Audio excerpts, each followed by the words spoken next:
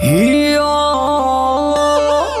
अरे साली जी काहो जीजा तू आज बड़ा बढ़िया लगत हौ।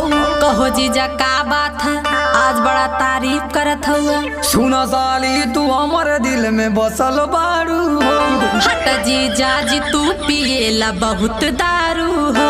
नए साली जी कौनो बात ना ऐसन हो। जानीला तोह के हम बड़ा तू जीजा कैसन हो। तू जहाँ चाहबू तोह के वहाँ हम घुमाइब हो। नए जीजा जी हम न साथ तोहरे जाइब हो। और साली जी तू तो रूप के हौ रानी हो। कहो जीजा का बात तोहार परेशानी हो। नजर के तीर हमारे दिल पे मरल बारू हो।